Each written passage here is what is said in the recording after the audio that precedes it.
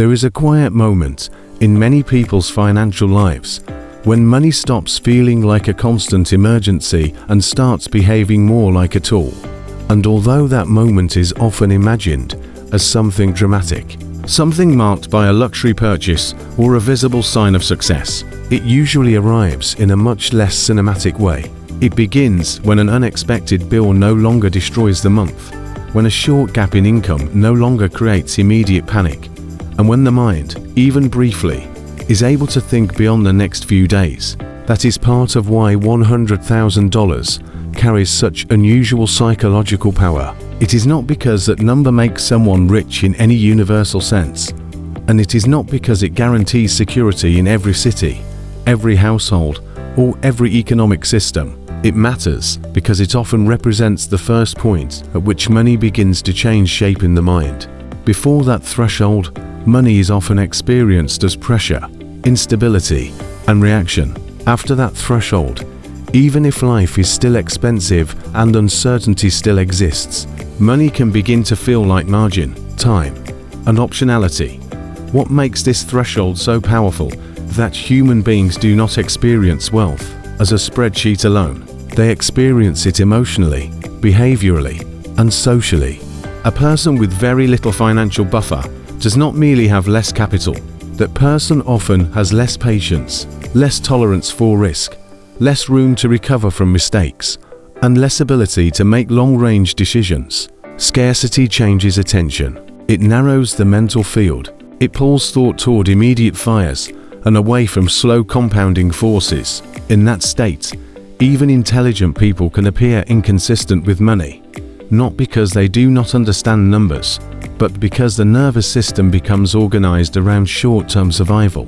$100,000, in many cases, is not important because of status. It is important because it can begin to interrupt that survival loop. The psychology here is subtle but profound. Below a certain level of savings or invested assets, every decision carries more emotional weight than the numbers alone would suggest. A car repair is not just a car repair. It becomes a threat to rent, food, transport, or debt payments. A temporary drop in income is not just a business fluctuation or an inconvenient month. It becomes a crisis with cascading consequences.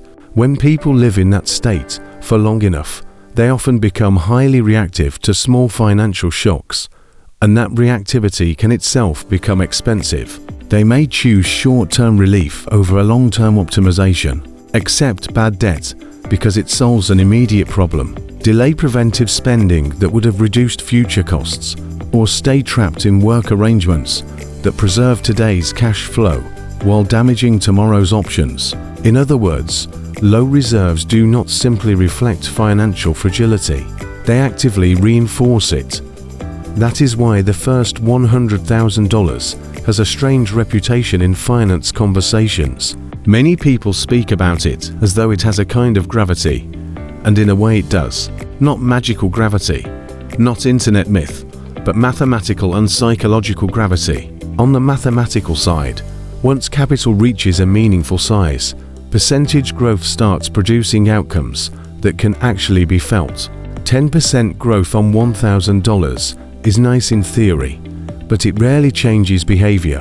10% growth on $100,000 is $10,000, and suddenly the system feels real. The machine begins to move with enough force that a person can see the relationship between patience and outcome. The compounding story stops being abstract and starts becoming visible. Yet the more interesting shift may be psychological rather than numerical. At smaller balances, progress often feels painfully slow because contributions matter far more than returns. The person is carrying almost the entire system through labor, discipline, and restraint. At larger balances, returns begin sharing the load. Money starts doing a small portion of the work that previously had to come entirely from effort. This changes the emotional texture of financial life. Saving can begin to feel less like dragging a heavy object uphill and more like guiding something that now has its own momentum. That shift matters because human beings are deeply influenced by visible progress. When effort produces no obvious feedback, motivation weakens. When effort begins to produce reinforcing evidence, patience becomes easier to sustain. The math behind this is simple, but its implications are not. Imagine two people with similar habits. One has $5,000 invested and contributes $500 a month. The other has $100,000 invested and contributes the same amount. If markets rise modestly, the first person still depends mostly on contributions. The second person may see market movements equal or exceed monthly savings in certain periods. That does not mean the second person is financially finished, but it does mean the system has crossed an important line. Growth is no longer coming from one source alone. Labor is now partnered with capital. Once that partnership begins, time starts behaving differently. This is also why the first 100,000 is often harder than the next one, even though the number itself is identical. The first requires building the base while fighting consumer temptation, uneven income, debt drag, emergencies, inflation, and the psychological fatigue of delayed reward. It is formed in the least forgiving stage of the process, when each dollar saved still feels socially invisible and mathematically small. The next 100,000 may still take discipline, but it is often supported by a system that already exists. Habits are stronger. Accounts are larger. Capital has begun compounding. The emotional burden is different because proof has appeared. The person is no longer relying entirely on faith. When we zoom out from the individual level, this threshold also reveals something about economic systems. Modern economies are filled with hidden costs for people who have not yet built reserve capital. They pay more for flexibility, more for borrowing, more for urgency, and often more for basic instability. Late fees, high interest debt, emergency purchases, poor negotiating leverage, and the inability to wait for better opportunities all function like a tax on insufficient margin. This means wealth thresholds are not merely personal milestones. They are points at which a person becomes less vulnerable to the invisible toll booths built into the economy. $100,000 does not remove all those tolls, but it can reduce how often a person is forced to drive through them.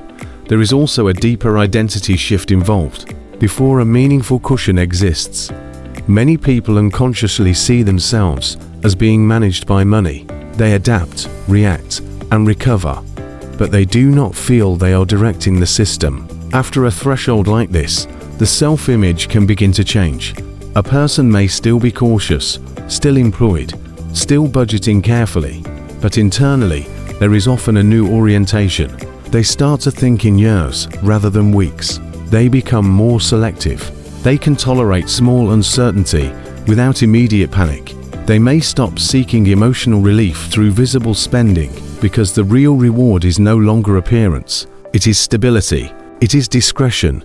It is time. In that sense, $100,000 changes more than a balance sheet. It can change the role money plays in identity. Of course, this threshold is not universal.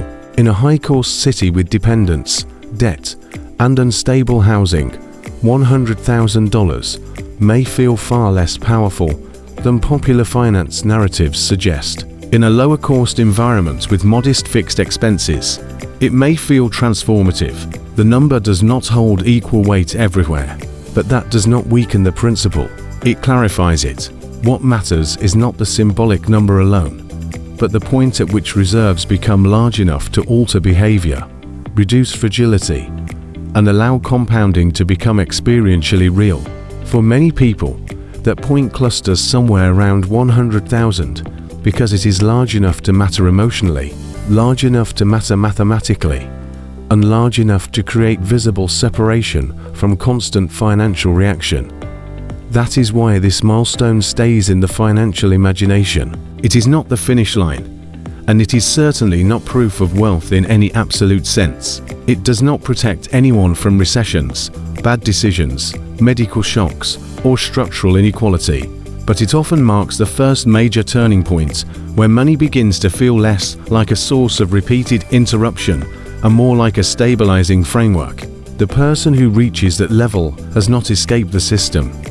Yet they may finally have enough space to stop being pushed around by every small disturbance inside it.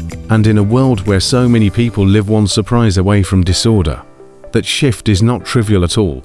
It is one of the first moments when financial life begins to move from survival toward structure, from fragility toward resilience, and from pure effort toward the early mechanics of durable wealth.